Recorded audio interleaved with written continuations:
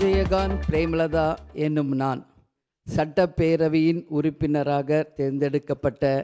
விஜயகாந்த் பிரேமலதா என்னும் நான் சட்ட முறைப்படி நிறுவப்பெற்றுள்ள இந்திய அரசமைப்பு சட்டத்தில் உண்மையான நம்பிக்கையும் பற்றுதலையும் கொண்டிருப்பேன் என்றும் இந்திய நாட்டின் இறையாண்மையையும் ஒருமைப்பாட்டையும் நிலைநிறுத்துவேன் என்றும் நான் மேற்கொள்ள இருக்கும் கடமையை நேர்மையுடன் நிறைவேற்றுவேன் என்றும்